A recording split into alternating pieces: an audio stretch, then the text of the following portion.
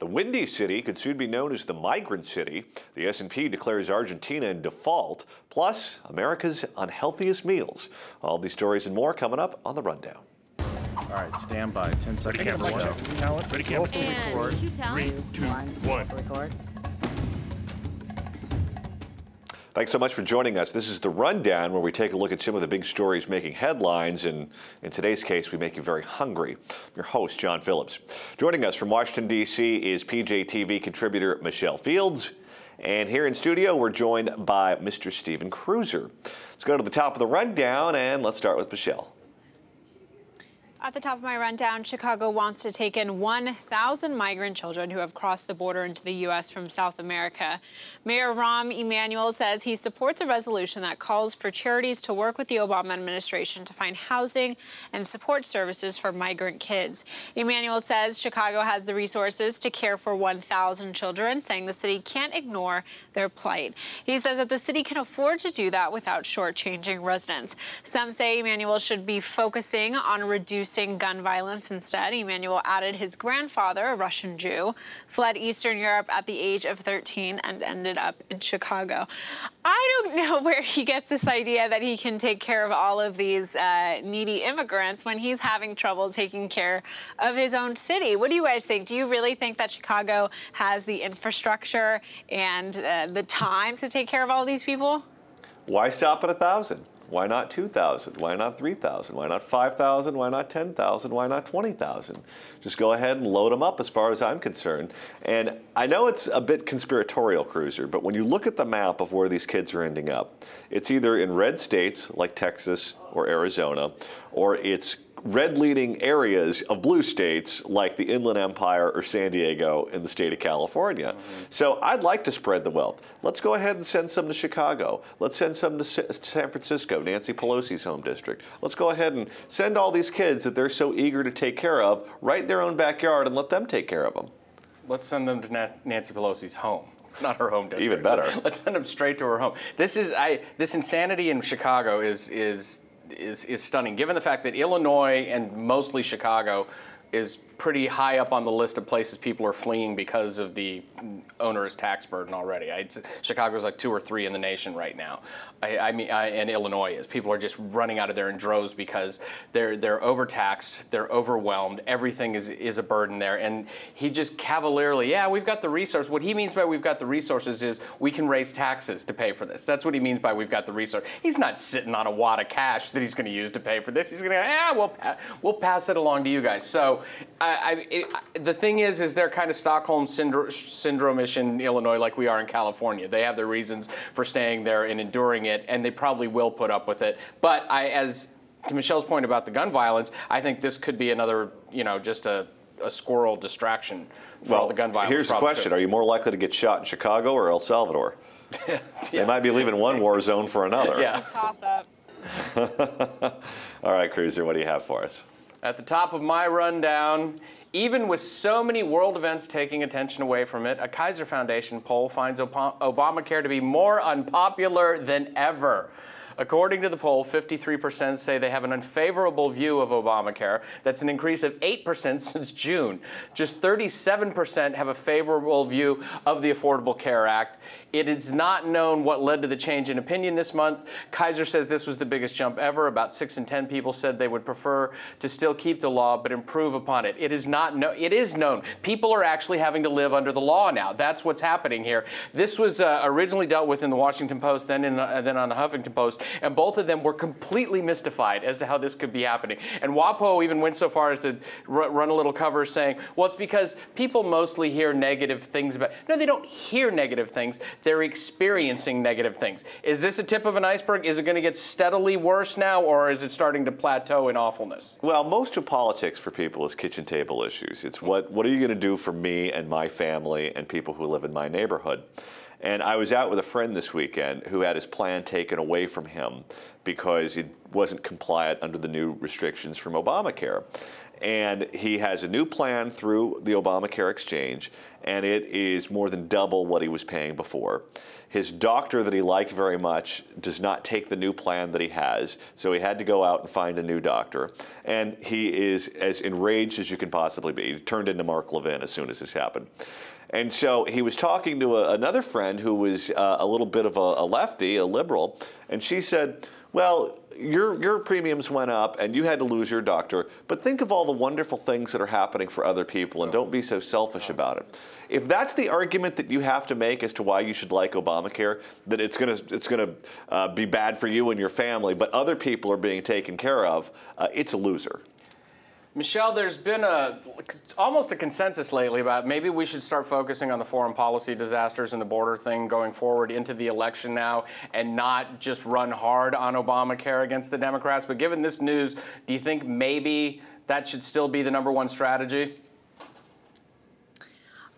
Yeah, I think so. I mean, just because the media is not covering the issue doesn't mean that people are suffering. I think the reason why Obamacare has such a high disapproval rate is because people are still feeling the effects of it. I mean, we learned in California last week that premiums have gone up to 88%. So yes, there aren't people, talking heads on TV bashing Obamacare, but Obamacare is still hurting tons and tons of people. So I still think it's a good issue that people should be running on the midterms. But then again, there are so many issues right now that you can get Democrats on.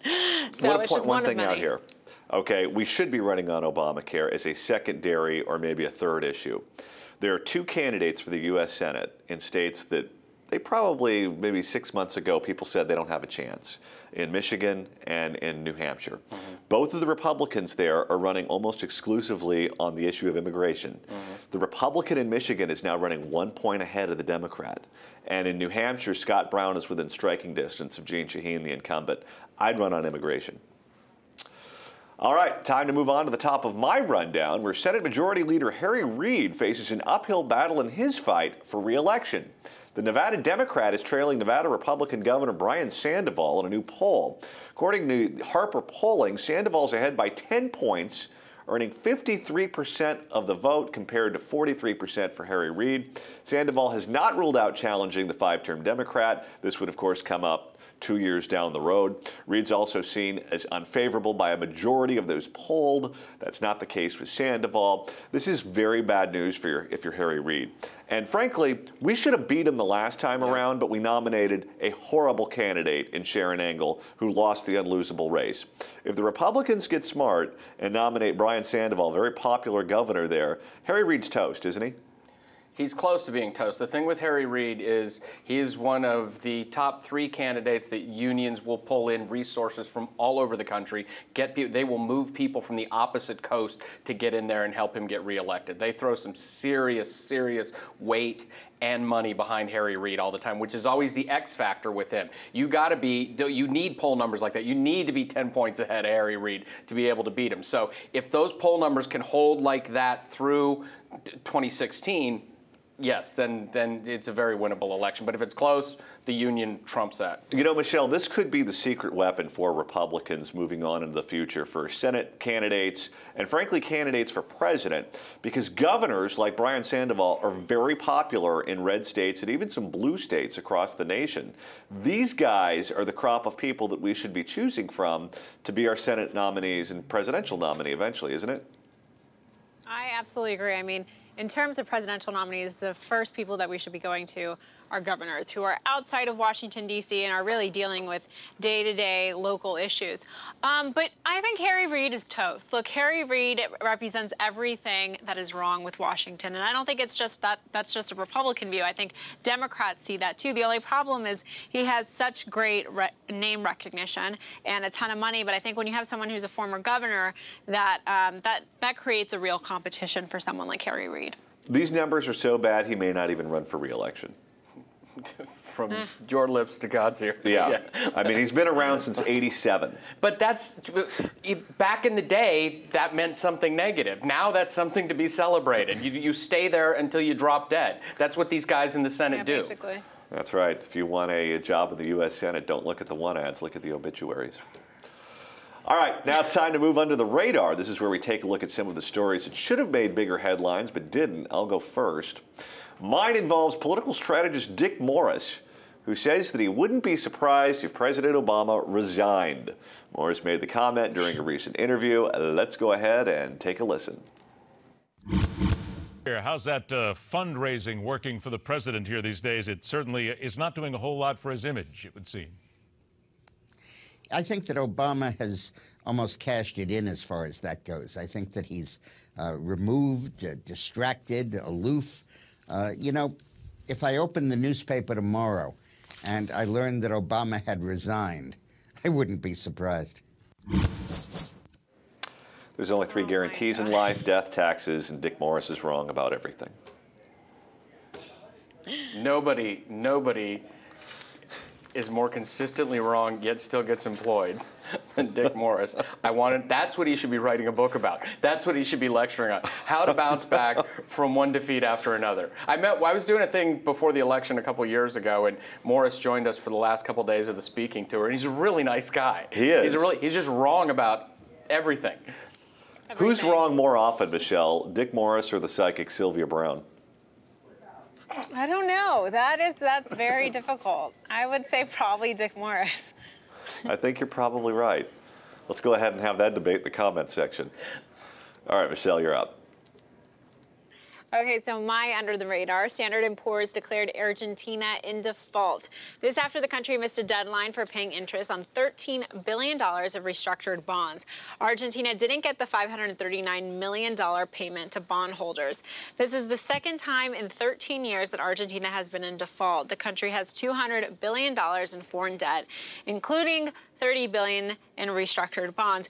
But what's interesting is, this made headlines in a lot of newspapers, but in Argentina, it was basically silence. They aren't talking about it, and instead, they're denying it. They're saying that they're actually not in default. These are the American vultures who are making this up. So in their mind, they are not in default, but I think everyone can agree they are in default. Yeah, they're eating beef and empanadas and drinking wine, and they don't care. I wouldn't care if I had empanadas and wine either. I care about very little. You know what? I start to believe Dick Morris with enough empanadas and wine action. All right, Cruiser, you're up. Why under the radar? EPA regulations are still busy killing coal jobs. As many as 1,100 workers at one coal company in West Virginia have been told to prepare for layoffs because 11 mines across the state are subject to closure. The reason? Weak market conditions and EPA regulations. The layoffs won't take effect until mid-October. The strict regulations are partly responsible for more than 360 coal-fired electric generating units in the U.S. switching to natural gas. 1 in 5 existing coal-fired power plants will be closing or converting to other fuel sources. EPA rules require states to cut carbon dioxide emissions from existing power plants by 30% by the year 2030. This is, we knew that Obama was going to go to war on the coal industry. He said he was going to go to war on the coal industry. But what's so awful about this is where these people are going to get their layoff notices right before Christmas this year, by the way, is that this is not only attacking jobs in a weak economy, it's attacking jobs in the poorest part of the United States. So this compassionate leftist garbage that we hear all the time about them caring for the poor, they don't care for the poor at all. This is an assault on the poor. Well, it's not a coincidence that the Republicans are going to pick up a U.S. Senate seat in West Virginia. And I'll tell you what, if I'm Senator Casey, the Democrat from Pennsylvania, I'm worried next time around myself. How have we not gotten Joe Manchin to switch parties already? He should be the next he one might that have flips. to. This might force his hand. All right, and finally, before we go, the Extreme Eating Awards have been announced. This is when the Center for Science and Public Interest looks at some of the unhealthiest meals served in restaurants. We have those results for you. So, Cruiser, go ahead, get your pen, get your pad, get ready to go. It's very bad news for fans of the Cheesecake Factory and Red Robin. Topping the list of the unhealthiest meals is Red Robin's A1 Peppercorn Monster Burger Combo. The burger is topped with hardwood smoked bacon, melted pepper jack cheese, A1 peppercorn spread, tomatoes, fried onion strings, and a whole lot of love. It's served with bottomless steak fries and a monster salted caramel milkshake. This all equals, get this, 3,600 calories, or 2 days worth of your suggested caloric caloric intake, rather. The meal has 69 grams of fat. It's like eating 7 McDonald's double cheeseburgers and a quart of Coca-Cola. Are you hungry, Cruiser? Yeah, duh. I could see the saliva coming down your chin. Need a bib before as I'm this is describing done. that. That's like a penthouse forum for people who work in radio. The Cheesecake Factory's bruleed French toast is another top offender. The thick slices of French bread are grilled and topped with powdered sugar, maple butter syrup, filled with custard, and served with bacon or ham. It has 2,800 calories, 93 grams of fat, and 24 teaspoons of sugar. I know that's getting Michelle going. Michelle has a sweet tooth here. I know. Oh my gosh, I want some now. I don't care how many calories it has. And customers at Maggiano's Little Italy restaurants call it the wow of all steaks. You'll be wowed at just how bad it is for your health. The prime New York steak, can you pronounce that word? Contadina. Contadina, there we go. Style packs 2,500 calories and 66 grams of fat. It's a steak with 2 Italian sausage links, or as they say in my hometown of Hesperia, Italian sausage links, crispy red potatoes, roasted peppers, and mushrooms, caramelized onions, sun-dried tomatoes, and garlic butter. You'd have to hit a rowing machine for nearly 8 hours to burn off this meal. And let's be honest, that's not going to happen. I know where there's a Maggiano's and a Cheesecake Factory near each other in the valley. I'm trying, because if you're a good American, what you do right now is you just map that out and you go, it's like a pub crawl, except it's more of a cholesterol crawl. Because there's nothing wrong. See, this is the kind of stuff they're going to start condemning, too. This is the kind of stuff the First Lady will find out about this, and then she'll be out picketing Cheesecake Factory. But these kind of things are perfectly okay if you do that once. You know, if you're having this for a meal every night, you've got a problem. That's a problem, But yeah. that, I mean, there's all 3 of those things. I'd go running 5 miles, and then I would go get that thing at the Cheesecake Factory. Well, I'd make it a point to, after I ate one of those babies, to walk to the Baskin Robbins for dessert, not drive. You're committed. You're a committed health nut. Well, it's Jack LaLanne and me. What can I say? That's going to do it for today's show. What do you think about the list of unhealthiest meals? And are you surprised that Obamacare's popularity is plunging? We want to know what you think, so go ahead and leave your comments in the comment section below. I'm John Phillips for Stephen Cruiser, joining me here in Los Angeles, and Michelle Fields in the nation's capital. Thanks for watching The Rundown.